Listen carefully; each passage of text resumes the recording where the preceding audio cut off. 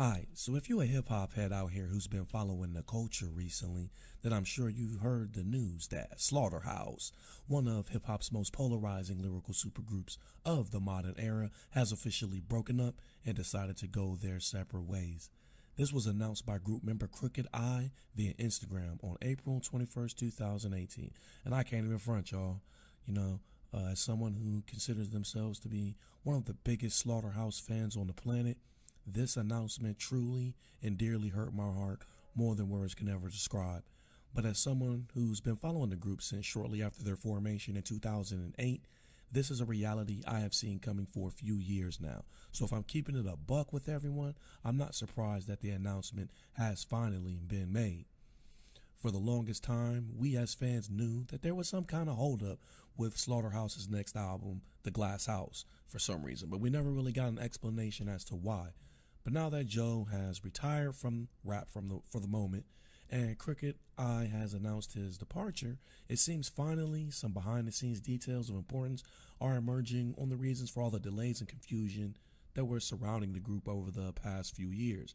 Since, now they're officially done as a group, it appears we're going to get some answers, or we finally did get some answers. So in this video, what I'm going to basically try to do is put all this information together and paint a full picture of the rise and fall of Slaughterhouse so that we as fans finally have clarification on everything we need clarified for once and for all. As a disclaimer though, allow me to say that I know I'm probably going to leave some stuff out or brush over some things simply just because I don't have all the information and I'm trying to cram a lot of information into a small concise video, which is still going to be pretty long as it is. So don't kill me if I leave something out. I only made this video to try and prove that there have been problems in Slaughterhouse for years now, and I hope that by putting all of the available information in one place, that I can use it as a loose reference that I hope helps me prove my case on this point. So sit back, relax, and let's get to the video.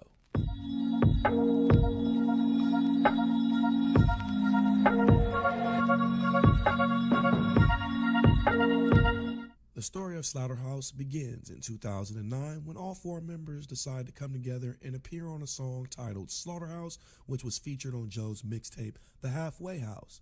Immediately, they were all able to recognize the potential for greatness that they shared together as a collective, so it was only natural that Royce, Joe, Crook, and Joel came together and formed the supergroup, which later dropped a debut studio LP called Slaughterhouse in 2009. The album was great, it was received positively by the hip-hop community, and it went on to sell about 31,000 records for the year of 2009, which isn't bad for an independent release. Around this same time, Royce introduced the group to Eminem, and the process of signing a deal with Shady Records began. After a couple years of negotiations and legal maneuvering, it was announced that the group finally inked the deal with Shady Records on January 11th, 2011, and everything was finally moving in the right direction, it appeared. As 2011 played out, Slaughterhouse began recording material for their second album. We saw the group release an EP project. We also saw them appear in their first BET cypher, which again was dope as fuck in my opinion. In 2012, we got another EP titled On the House, and shortly after that, we finally got Slaughterhouse's second studio LP titled Welcome to Our House. It was here that I believe the first seeds of friction that helped facilitate the demise of Slaughterhouse were planted. I say that because even though this album went on to sell about 150,000 copies for the year of 2012, it was later revealed by Joe Budden through his music that there were a lot of disagreements behind the scene about how this album was composed and how it was structured and how it was released and promoted and marketed, etc. He made no secret that he felt the commercialized direction of the album directly conflicted with the group's artistic identity and the brand that they had established for themselves thus far. And to be honest, I agree with them at the time, as many of Slaughterhouse's fans did. Another example that I think proves that there were problems in the group at the time is the fact that the album was released with an intro track that had no Joe Budden on it. Eminem was on it, but Joe was not. And Joe felt some type of way, and he definitely had something to say about it on his song Slaughterhouse when he released it in 2015. Check it out. Times I was feeling like the odd man out, like I should leave, they be better with the odd man out. Like when I wasn't on that intro, I felt a little weird, but that was for the team, so I didn't really care for real. For the team, how I happen to be, when bad met evil nigga who was happier than me. Think back, the way that I was on that shit, you'd have thought it was my album, and I was on that shit, like fuck rap. Happy to see a friendship get mended, cemented, and any frivolous tension get ended. Joel, you my G, weapon waste, you my OG cuz. Nickel, you know I look at you like it's blood. There's the flowers, before the sin is covered with mud. We could disband right now, and it's gonna always be love. As you can plainly hear in this song, Joe definitely felt some type of way. And why shouldn't he have? I feel him, I probably would have too. Would have felt some kind of resentment or some kind of bitterness for sure. But they eventually released an extended version of the song, but to me I felt like the damage was already done. In 2013 though, we see the group do yet another fire-ass BET cypher, which to me is still a classic to this day. We see each member release solo projects of their own, while also dealing with tumultuous personal lives at the time. Joe was catching cases and doing Love and Hip Hop at the time. Royce was trying to get sober, Crook was going through hard times, and Joel was having label drama. It was also around this time that the group collectively came together and tried to reach out to hook up with DJ Premier for some kind of Slaughterhouse EP project. But due to scheduling conflicts of some sort, it didn't end up happening, so Royce ended up seizing the opportunity and creating the first Prime album, which I call a classic as far as Royce's personal catalog goes. Going into 2014, we heard the group had begun recording their third studio album titled Glass House. Everybody was fired up, it seemed like. During 2014, Shady Records also celebrated its 15-year anniversary, and they did this by releasing a compilation album and hosting a Shady Records roster cipher of sorts. After the cipher was over, though, it was once again Joe Budden who had the most polarizing things to say in his verse.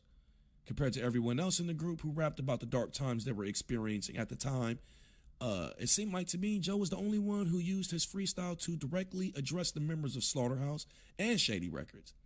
Don't take my word for it, though. Just watch the clip of Joe ranting and raving on some serious shit. Yeah, just not the side that the beat is on. I'm supposed to put that to the side when the beat is on. I'm planning a funeral. I'm getting the hearse ready. These niggas only want to ask me if the verse is ready. Not a how do I feel, not a how do I deal. If that's life, the nigga has it real. These last couple of days, I've been speaking to my peers, giving them cries for help. I guess they need to see the tears wait. The wildest part of all of that is they'll shoot a suicidal rapper right here on the bridge, but fuck it. Got a part in them. Shout out to my squad in them. House gang, Shady, I'm gone, nigga. My job is done. For me, I definitely started to worry at this point that the group was having some serious internal issues because I felt like I was watching the seeds of friction planted in 2012 starting to germinate into real problems. This wouldn't be the only moment in 2014 that came with controversy for Joe either, since this is also the year he battled Hollow the Don at the Total Slaughter event that was hosted by Shady Records, where he lost by a unanimous decision. Immediately afterwards, rumors began circulating that there were a few participants in the event who felt there was some bad business being done on behalf of Shady. Some of these participants included Joe, who I believe ended up firing his manager at the time over the situation, if my memory serves me correctly. You might have to go dig up one of his old podcasts to fact check me on that though, but I just want to point that out as another point of contention between Joe and Shady Records. As 2014 started to wind down though, the group again released solo projects as they managed to put out the mixtape titled House Rules while we waited for them to wrap up the Glass House album. Little did we know at the time though, this would be the last Slaughterhouse project of any kind that we would ever receive. 2014 closed off with us not knowing much about the Glass House album except it was being worked on, and when we went into 2015 we didn't have any other significant details. 2015 is where I feel like the group started to fall apart even more, at least publicly. In 2015, Joe dropped his album All Love Lost with the Slaughterhouse song, which aired out a bunch of his feelings about the situation at the time, which I felt like got the ball rolling in a bad direction and left a lot of bad tastes in people's mouths going forward. In fact, now that I think about it, Joe said a lot of shit on that album. He also started his own podcast, which at the time was called I'll Name This Podcast Later, and around the same time, Royce announced that the group was done recording Glass House, but it just needed to be mixed and mastered. Crook came out not long after that, backed him up, saying the album was going to be released definitely that year sometime, and Joel even came out in the summer and said something to the same effect. So cool, we kept waiting, hoping to get this album before the year was over. While the fans waited, the group got together and recorded some new music for Eminem's Southpaw movie soundtrack. It was here that we got our last song with Slaughterhouse together as a group until Royce dropped his Bar Exam 4 mixtape in 2017, which features the last song we'll ever get from Slaughterhouse in the near future, it seems like. In fact, I believe the only songs made by any member of the group that featured at least one other member of the group between 2015 and 2017 came when Joe featured Joel on a song from his Rage in the Machine album, and Crook featured Royce on a song from Good vs. Evil 2, both in 2016. So that means in 2 years, there were only 2 collaborations between all 4 members of the group, which I cite as another sign of the group distancing itself from each other. When 2016 rolled around and there was still no release date for the Glass House album, it started becoming super clear to me that we were never going to get this album. No one was talking about it. No one was giving updates. Everybody was focusing on their solo careers, and then boom, 2017 hits. 2017 is where the seeds of frustration and bitterness, and whatever else you want to call it, blossomed into a garden of doom for Slaughterhouse. First, Joe retired from rap and started up his show Everyday Struggle on the Complex News Network, which immediately left the group's future in question. Then Joe jumped on his podcast and said this.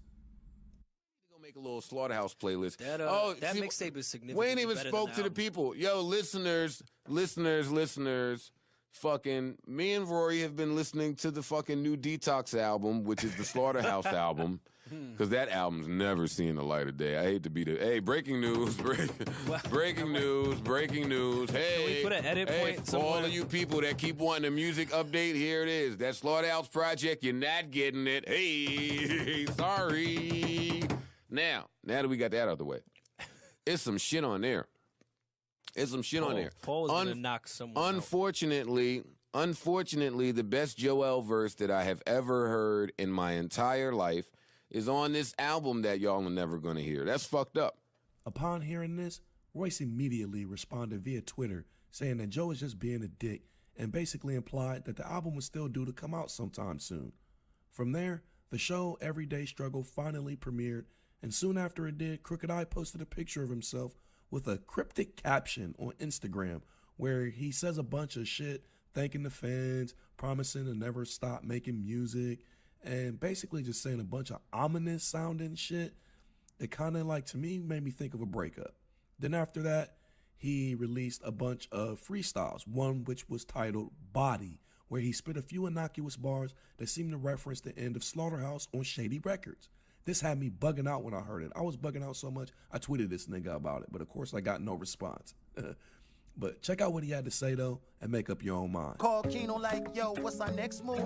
Word to Pippin, Ken, it better be our best move. Yeah. I got a flow that'll never let the West lose. Before we do, I send you niggas quick as test tubes. Feeling like Shady Records is a page being torn out. Even though the college kids want to hear more house. Listen, my nigga, I grew up in a poor house. My grind is all out war till I'm wore out. So after Crooked I posted that picture on Instagram and released his freestyles, Joe was forced to address the topic on the next episode of Everyday Struggle, and this is what he had to say.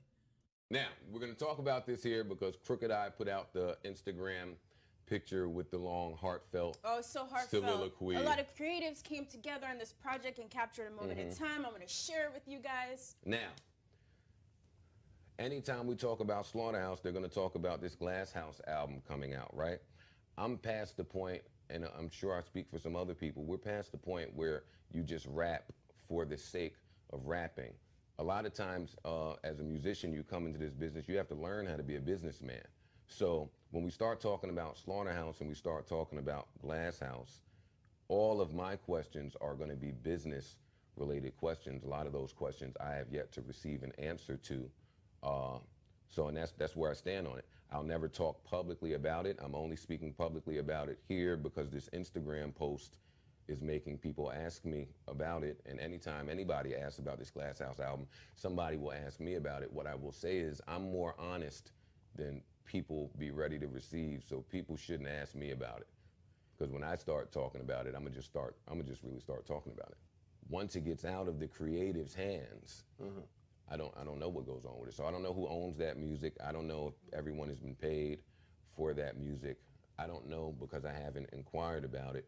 One thing about it, when you piss off the creatives, they're just gonna go and continue to create. So Royce has been doing what he's been doing, Crook, Joel, everybody's been doing their solo thing. I'm sure we want to hear from the group, and I'm sure we will. The group is not dead. That Instagram post makes people think the group is dead, but I have a job. As you can hear in that clip, Joe very lightly touches on the business side of Glass House being kind of a mess. He claims not to know who owns the music, if everyone got properly compensated, yada, yada, yada, yada. To me, it sounded like bullshit, though, because we know Slaughterhouse already has a contract with Shady Records. They done signed that shit back in 2011. And in that contract, it almost without a doubt 100% explicitly states who owns what as far as the publisher rights, who owns what share of the masters, who gets what cut of the royalties, etc. So him saying he doesn't know who owns the music is super confusing to me, so it sounds like bullshit. Because I know if he owned the music, he would have dropped it already, which tell me that Shady owns the masters. If Shady owns the masters and they're not releasing it, it's got to be because of some behind-the-scenes business shit that we just don't know about. At this point, fans like myself had already given up on the idea of receiving the Glass House album anyway, and we were just wondering how long it was going to be until the group officially disbands. But, can't lie, we were still holding out optimism at this point still too.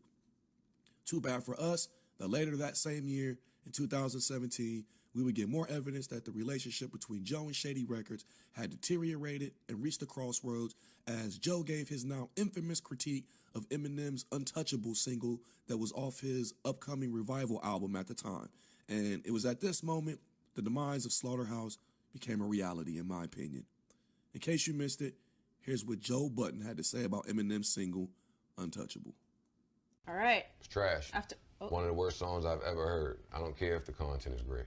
That is great content, but M is always going to provide great content because he's one of the best wordsmiths to ever live. I'm putting that to the side. This is one of the worst songs I've ever heard, and it's giving me a real bad taste about some other things. This looks bad. This, you know what? Let's go further than this looks bad. This is the first time in my life that I feel like the ball is being dropped on Eminem. From there, it just spiraled out of control in my eyes. Following these comments in 2018, Eminem released a remix to his song Chloroseptic, which many people felt had a bunch of bars aimed at Joe. Joe denied the bars were directed at him, though, and he tried to make it like it was no big deal and tried to move on from his controversial statements. But it was too late. One by one, the other members of Slaughterhouse started coming out to publicly defend Marshall, saying that they didn't like the way Joe addressed the situation. They didn't like his verbiage, his semantics, getting all extra with it, basically. It was most notably Royce who expressed his dissatisfaction with Joe during an interview with the Rap Radar podcast, where he questioned Joe's loyalty. Hear what he had to say here. Do you think he took his criticism of Eminem's music too far? Absolutely. Absolutely. I think with that particular situation, I think he's entitled to his opinion just like anybody else. But it goes back to the dignity thing that I spoke about, the dignity thing, the loyalty. So Joe, somebody being an artist, I thought if anybody, he would understand how important it is that you walk eggshells around each other's art. That's just how we do. So like if Marshall plays me something, or if I play him something, if he don't like it, it's been plenty of times he didn't like beats and shit like that. What he'll do is he'll tell me something good about it, and then he'll tell me what he doesn't like about it. But we do it so constructively that it helps us. We walk away from that shit feeling like, okay, now I know what to add to it, or I know what to factor into the next thing that I do. The thing that he said that I really didn't like was something along the lines of people them using the plight of black people to sell a record. Yeah.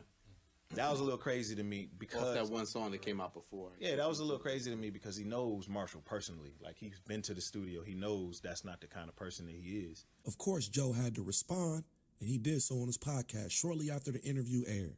Check it out. Well, no, let me ask y'all first. Is Joe disloyal? I don't know if I would say disloyal, but I could see why somebody would say that. Stop me when I am saying something incorrect, not sincere, or disloyal in there. Somebody tell me. Well, they may be looking at you as not a commentator, and when you use words like utter trash and garbage publicly, Yeah, you have the right as someone that considers you a friend to feel some type of way. Yeah, say whatever you No want one. to me behind and closed doors. Let me help you. M doesn't consider me a friend. Okay. So let's stop that. Yo, please. Yo, I'm reading it too much online. Yo, let me clear this up for anyone who was confused on the stance of Joe Budden, because I think I'm pretty consistent, and I don't think it's changed very much over the course of the last fucking 20 years. I don't think anybody at a major label helped me at all, ever. That has not changed from 01 to now. How Joe Budden feels about major labels is well documented. I feel like they have all done nothing but rob me and appropriate some great creative shit. I just looked up appropriate, so I'm using it. At this point, shit started to get crazy because now all kinds of different rumors were flying around about the group beefing, despite the fact they all kept saying there was no beef. Soon after Joe made those comments on his podcast, Crooked Eye decided to chime in with his 2 cents on his own mini podcast, where he tries to clarify a few things for fans. Check out what he had to say. The group hasn't been a group in years. Each member has their own lives, man. Everything we post ain't about no Slaughterhouse. Y'all gotta remember that. Everything we post does not have to involve anything close to Slaughterhouse. So a Joe Budden fan, DM me, ask me if the caption has something to do with Joe's criticism of M's Revival album. No. I didn't agree with Joe's approach. One, I feel we have to draw a line between what we call trash and what just isn't for us. I feel M is too technically sound and too great of a rapper to create pure trash ever. He might make songs I dislike personally, but I won't throw them into the pile of what I consider trash rap. See what I'm saying? Now that's just me. And 2, there's a way you publicly speak about someone who's currently signed you. You know, you're currently signed to the man. There's a way that I think that you should publicly speak about someone like that. And somebody who's done things to help your career, help your life. You know, every platform Joe gets on is a very successful one. You know what I mean? To shit on an album from him, you know, it's a bit much. I mean, why not simply say, I didn't enjoy Revival. The first single was definitely not for me. That's not the Eminem records I want. But it seemed like there was something else behind the words. It didn't seem to me or feel to me like it was just pure critique. So as you can see, at this point in 2018, not only is Slaughterhouse publicly disagreeing with each other, they are making it 100% known that there are some severe internal issues going on within the group that is preventing them from releasing music. And then on April 21st, 2018, Crooked Eye dropped the words that made the end of Slaughterhouse a reality. Peace, y'all. I got a public service announcement. I'm no longer a part of Slaughterhouse. I'm no longer a part of that collective. It ain't no beef, it's all love. I wish them dudes nothing but success. I mean that. You know what I'm saying? There ain't no problems with Shady. I love Shady.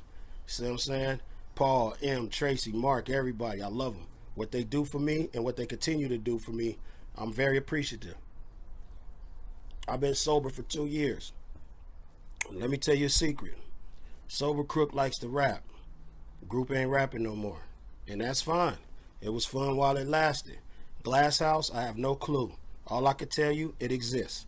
You know what I'm saying? If it come out, I'll retweet it. Other than that, it's all love, you know what I mean? Everybody who supported me in Slaughterhouse, thank you. Hope you continue to support me as I continue to do what I love. I have some more bars for y'all to bust down soon. Peace. Even though this is something I saw building for a while now, I can't lie.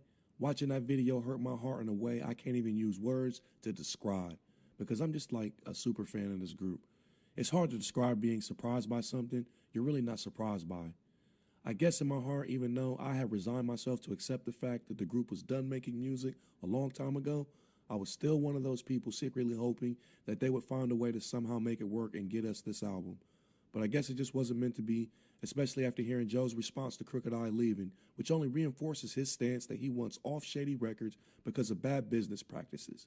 Here's what he said. They're all rapping. This is the problem, and this is my beef with Crooked's announcement This is my beef with Joel and Royce responding to the Crook announcement with, "Yo, I support you, and yo, you my brother for life." This is my problem. I think everybody involved, meaning all Slaughterhouse members and all Shady members, they all know how I feel.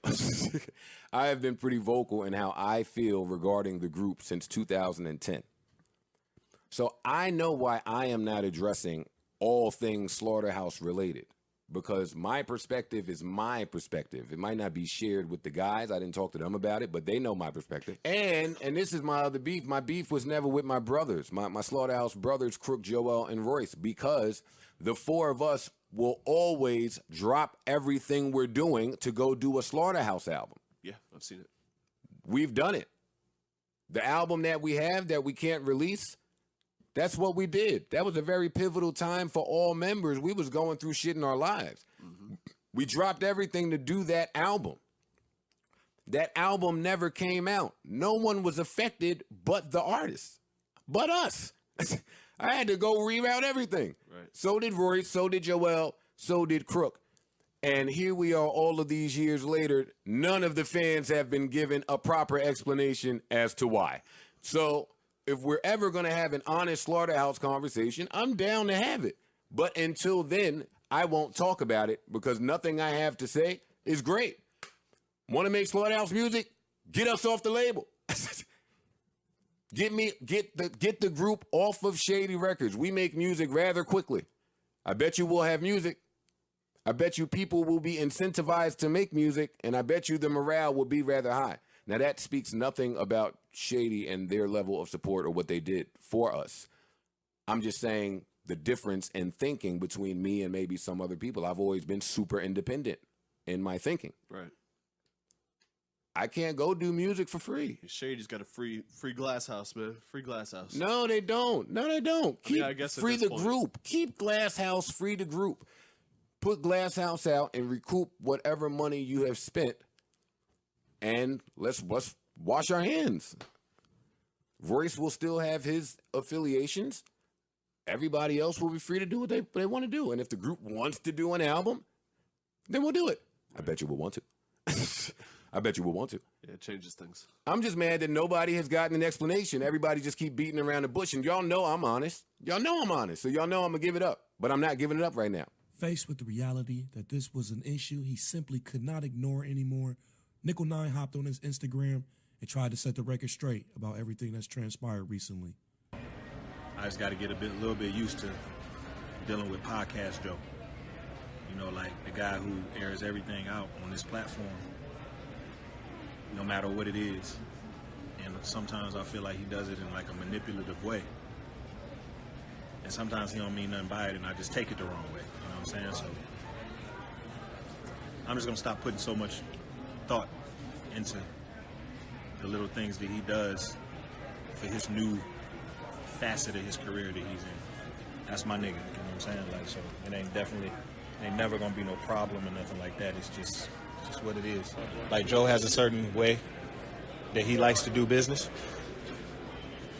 Me personally, if I sign a contract with somebody and I give my word, or just as a man, I say, okay, this is what we're doing the deal this certain way, I like to see it through. I don't care if it's Eminem or whoever the hell it is. Like, it's just how I like to do business. You know what I'm saying? Joe is a little bit more radical. He's a little bit more against the machine. So his thing is, fuck it, man, let's just pick up and go somewhere else. I don't really agree with that. It don't mean I dislike him as a person. It just means I don't agree with the way he wants to do the business. We want to do business two different ways. So for us to take Slaughterhouse somewhere else and do the album somewhere else, not only is it disrespectful, in my opinion, it's not going to happen. The crazy thing about the Slaughterhouse album is that the only thing that stopped it from coming out was we didn't finish it. Like, there's enough songs recorded to consider it a body of work. It could come out as is, but the last time we spoke about it, we all agreed that we needed to tighten it up a little bit, and that just never happened. So that's the truth in terms of what happened with Slaughterhouse. Okay, A11. That's the absolute truth. Do I hate Joe's guts sometimes? Yes, I do. Is he my brother? Absolutely. Absolutely. It's nothing that I wouldn't even say to him. You know what I'm saying? Like, this is exactly how we was when we was around each other every day. You know what I'm saying? Like, we argue, we crack jokes on each other, we disagree, we agree. At the end of the day, we still fam. After this video was posted, Royce went on a press run for his new album, Book of Rhyme, due out May 4th, 2018. And every time he was asked about the Slaughterhouse situation, he basically said the same thing that he said in that video over and over. During this time, Joe reached out to both Crooked I and Royce to discuss the situation, and on May 2nd, 2018, Joe finally put in his last words on the subject as he finally gave fans the closure they deserve once and for all. And I spoke to Crook, and after listening to Crook and listening to that Royce interview, I can officially say that Slaughterhouse is dead. Like, I can say that. In order for groups to be successful, it's a lot that goes into that. And I don't think that the four of you have been on the same page for a while. Well, that's why I wanted to take this time to tell the Slaughterhouse fans or anyone that has been keeping up with this, if you are indeed looking for someone to blame, after speaking to Crooked I and after watching the Royce da 5'9" interview, please blame me. We're going to put this all to bed. Like Crook said, there is no bad blood between anyone. But when I think there's bad blood. I think there's definitely bad blood between, because we still have yet to hear Joel's side. So we can't just jump out. We can't just jump out there and say there's no bad blood. You may not feel no type of way towards, the group, but I'm sure there's disappointment and shit. I mean, I watched the Crook thing, and he had some bad blood. He had some bad taste and feelings and things he wanted to convey. This topic is only even coming up right now because the fans and the group, nobody's ever had closure. So I want everybody out there who is concerned with the future and well-being of Slaughterhouse to place all blame on the shoulders of Joseph Budden. I am the reason. There. And that's basically the whole story up to this point. For me, at the end of the day, I place the blame squarely on two parties. I blame Shady Records for doing whatever it is that record companies do when they start holding albums hostage. I don't know what happened, and I really don't even need to, because whatever happened behind the scenes, it made Shady put that album on the shelf. I don't care what any of them Slaughterhouse niggas say. So I put blame on the label for whatever part they played in the situation, but I also blame Joe for breaking the group up because he's so disagreeable when it comes to doing business in the music industry. And I'm glad that Joe took the blame for everything because I was already blaming that nigga for this shit way before this even happened. And if he didn't man up, he was catching the blame for me regardless. I love Joe as an artist and as a commentator, been a fan of his for a decade. He's the 1B to Royce's 1A in Slaughterhouse to me. But he totally fucked this shit up. He had his reasons for doing things the way he did, and that's cool. It's his life, no judgment for me. But bottom line, Joe is the overall reason we will never get another Slaughterhouse album ever again, and it's sad to me. Even though I kind of see both arguments, I have to say I still side with Royce in the end, because I full-heartedly agree that when you give your word to someone or you sign a contract, you make a promise, you should feel obligated to do your absolute best to fulfill the terms of that contract or keep your word, keep your promise. That's just me as a man. But on the other side, I see why Joe would feel some type of way about continuing his relationship with Shady Records after such a long track record of being dissatisfied, having disagreements, feeling like he's getting, shysted. So I can understand that. Also, his value has massively increased since they signed their deal in 2011. And he doesn't want to get robbed by another major label. So I get that too. But you signed a contract, man. That's kind of on you, Joe, so shame on you. It's stuff like that, though, that gives Joe his reputation of being super hard to deal with when it comes to, doing business. And if you look at the situation through that context, I guess Joe being the one who threw the rock that broke the glass house of Slaughterhouse was just inevitable. So it is what it is at this point. Joe made it clear he's not going to make any more Slaughterhouse music while the group is signed to Shady Records. And Royce has made it clear that until their contractual obligation is fulfilled to Shady, he will never agree to take the group off Shady Records. So basically, the group will die in purgatory as a result, since no Slaughterhouse music can be recorded without the permission of Shady Records, which sucks for us fans. Not to mention, Crooked I said that he left, so you'd have to get him to want to come back anyway. I'm sure there's a lot more that goes into why all this ultimately happened, but since I don't have the info, I can't really speak on it, One thing I do know is that these niggas definitely are not on good terms. I don't care how many times they say they don't have any bad blood with each other. I'm not buying it. If you listen to Crook's video when he announced he was leaving the group, he sounded bitter. He sounded like he felt some type of way. Maybe just disappointed, but it sounded like there was some resentment to me. When Royce went on his press run with DJ Premier for Prime 2, when he hit the Rap Radar podcast and all that stuff, he didn't stop through Joe's podcast. That's supposed to be his dude. He's supposed to love Joe, I thought. You know what I mean? They talk about like their brothers and all this shit. He was in New York. He didn't stop through. He didn't stop through on his press run for Booker Ryan either. He's never called his podcast. None of the members were ever featured on any episodes of Everyday Struggle as any guests. You know, Joel and Joe live in the same city, but they never interact with each other. You know, Joe's had this podcast for like 3 years. He's never played a Joel song as a sleeper, even though he's been out here rapping with Fred the Godson. Joel still hasn't even spoke up about this situation at all. So they can miss me with that shit. Hopefully as time passes and the rift mends itself though, we'll see them come together and make some music in the future. But for now, I wouldn't get your hopes up. I'm not. But in closing, I just want to say rest in peace to one of my favorite super groups, Slaughterhouse. You will be forever missed, but never forgotten in the hearts of true hip-hop fans. If you found any entertainment or information value in this video, please help a brother out. Like the video, subscribe to the channel, show me some love, all right? Much love to all of y'all. Thank you for taking the time out to watch this video. I'll see y'all on the next one. Deuces. One love. And I'm going to let this rock. Goodbye, so long, farewell. But it's not the end of the chapter.